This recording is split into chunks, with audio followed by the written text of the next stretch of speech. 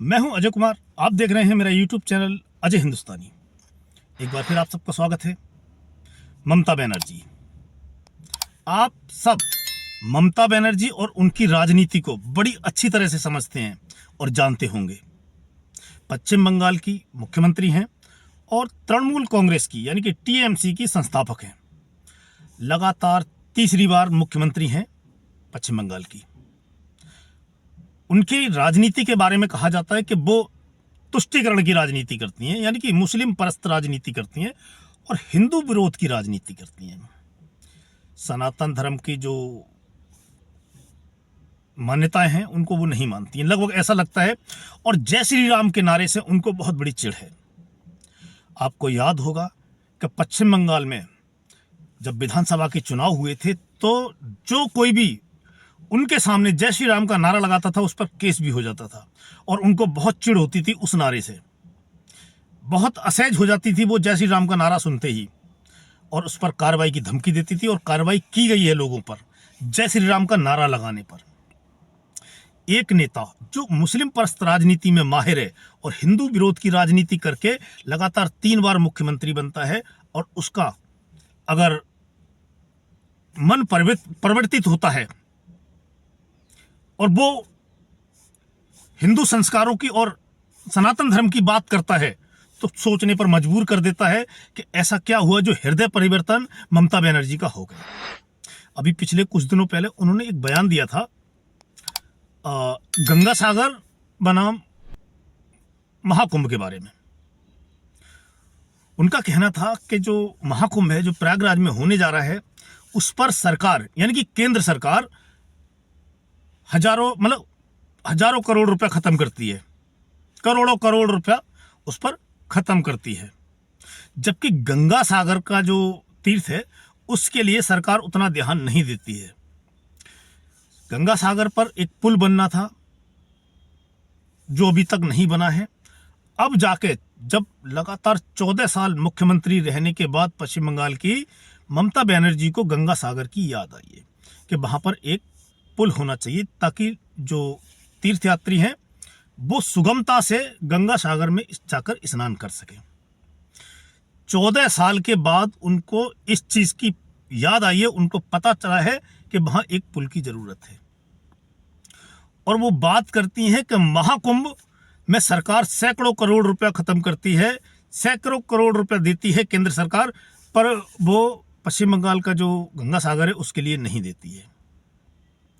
सबसे पहले ममता बनर्जी से एक रिक्वेस्ट मानो आप कि भाई ममता बनर्जी से एक रिक्वेस्ट है कि वो एक नज़र उत्तर प्रदेश सरकार, उत्तर प्रदेश शासन प्रशासन पर डालें कि जो प्रयागराज में महाकुंभ हो रहा है उसमें कितनी मेहनत यूपी सरकार ने की है, वहाँ के शासन प्रशासन ने की है और उसको सफल बनाने के लिए पूरा उत्तर प्रदेश सरकार, पूरा शासन प्रणाली पूरी एकजुटता से लगी हुई है कि किसी भी तरह से इस आयोजन को सफल बनाना है जो कि पूरी दुनिया का सबसे बड़ा धार्मिक मेला है या एक धार्मिक आयोजन है।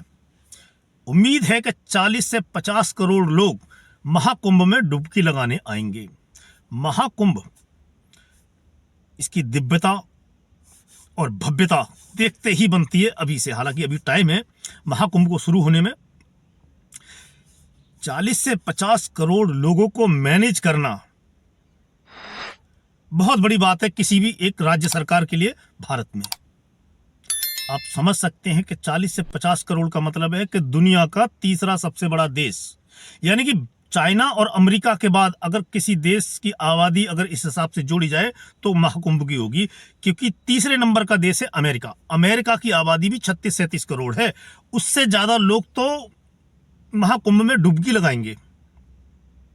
तो आप इस बात से अंदाजा लगाइए कि उत्तर प्रदेश शासन कितना बड़ा एफर्ट करने जा रहा है इतने बड़े फंक्शन को, जो एक रिलीजन या धार्मिक फंक्शन है, जो सनातन का इतना बड़ा फंक्शन है, लगभग सबसे बड़ा, उसको मैनेज करना, लोगों की सुख सुविधा का ध्यान रखना, उनके आने जाने की सुख सुविधा, उनके रुकने की, टॉयलेट की, खाने पीने की व्यवस्था, ये छोटा काम नहीं है। और ममता बनर्जी को कुंभ पर जो शिकायत है कि केंद्र सरकार हजारों या सैकड़ों करोड़ रुपए जो कुंभ को देती है वो गंगा सागर को नहीं देती। आप अंदाजा लगाइए कि ये महाकुंभ अगर पश्चिम बंगाल में होना होता तो आप अंदाजा लगाइए कि पश्चिम बंगाल सरकार कितनी बड़ी व्यवस्था कर सकती थी इसके लिए। पश्चिम बंगाल में दुर्गा पूजा होती है, वहां पर दंगे हो जाते हैं, पंडालों में तोड़फोड़ हो जाती है सिर्फ दुर्गा पूजा पर। आप ये समझिए अगर महाकुंभ का आयोजन पश्चिम बंगाल में होता तो ममता बनर्जी इसको आयोजित कर पाती। जितनी बड़ी एफर्ट योगी आदित्यनाथ और उनकी सरकार लगा रही है और जितना टाइम योगी आदित्यनाथ और उनके मंत्री वहां पर दे रहे हैं महाकुंभ में, क्या ममता बनर्जी दे पाती? अगर ममता बनर्जी दे पाती तो उनका जो एक खास वोट बैंक है वो उनसे नाराज हो जाता। ममता बनर्जी कभी भी महाकुंभ को अगर पश्चिम बंगाल में होना होता कभी कामयाब नहीं होता, ना कभी दिव्य और जो भव्य महाकुंभ हो रहा है ऐसा तो कभी सपने में सोचना भी पाप हो जाता। क्योंकि ममता बनर्जी की जो राजनीति है वो एक खास समुदाय को टारगेट करती है, उनके वोट को टारगेट करती है। अगर ममता बनर्जी योगी आदित्यनाथ की जगह होती तो वो इसको इतना ध्यान नहीं देती, ना इतनी भव्यता के साथ उसको आयोजित कर पाती। और रही बात केंद्र सरकार की, आप गंगा सागर पे इतना एफर्ट तो दिखाइए। अपने यहां जो साधु सन्यासी और तीर्थयात्री हैं उनको अट्रैक्ट तो कीजिए कि आप पश्चिम बंगाल आइए, योगी आदित्यनाथ से भी ज्यादा अच्छी सुविधाएं हम आपको पश्चिम बंगाल में देंगे और आपकी सुरक्षा की पूरी गारंटी हम पश्चिम बंगाल सरकार लेती है। पश्चिम बंगाल सरकार 14 साल तक एक पुल ना बना पाई और महाकुंभ में ऐसे कई सारे पुल बनाए गए हैं अस्थायी तीर्थयात्रियों के लिए कि ताकि उनको दिक्कत ना हो, प्रॉब्लम ना हो, परेशानी ना हो आने जाने में। और महाकुंभ का आयोजन छोटा नहीं है। महाकुंभ में 56 थाने बनाए गए हैं, जो कानपुर देहात डिस्ट्रिक्ट है उसके बाद दूसरा सबसे बड़ा डिस्ट्रिक्ट बनाया गया है महाकुंभ, जिसमें 56 थाने हैं। इससे ज्यादा थाने सिर्फ कानपुर देहात डिस्ट्रिक्ट में हैं। तो ममता बनर्जी कैसे महाकुंभ का और गंगा सागर का अपने यहां पर कंपेयर कर रही हैं? दोनों हिंदुओं के तीर्थ स्थल हैं, दोनों जगह हिंदुओं को जाना चाहिए, पर यह सरकार की नीयत पे सवाल है। जिस सरकार की नीयत रोजा इफ्तियारी उसकी पत्तल चाटने में हो और तुष्टीकरण की राजनीति जो करता हो, उसकी सरकार से हम भव्य दिव्य महाकुंभ जैसे आयोजन की उम्मीद नहीं कर सकते। ममता बनर्जी सेकुलर नेता हैं, मैं तो कहूंगा कि वो एक धर्म विशेष की नेता हैं। उनको पश्चिम बंगाल में अब हिंदू वोटों का जो खिसकने का डर है वो सता रहा है। उन्होंने महाराष्ट्र का चुनाव देखा, उन्होंने हरियाणा का चुनाव देखा, उनको डर सता रहा है कहीं ये जो बीजेपी की हिंदू एकता वाली नीति है और हिंदुओं को जगाने वाली जो नीति है, सनातन धर्म को इकट्ठा एकता के सूत्र में बांधने वाली जो नीति है, कहीं वो पश्चिम बंगाल में काम कर गई तो ममता बनर्जी का जो राजनीतिक किला है वो ध्वस्त हो सकता है। उनको सनातन धर्म से या गंगा सागर या महाकुंभ से कोई लेना देना नहीं है। उनको अपनी जो सत्ता है उसको बचाना है। तब जाके वो कुंभ और महासागर का कंपेयर कर रही हैं। महासागर को अगर आपने गंगा सागर को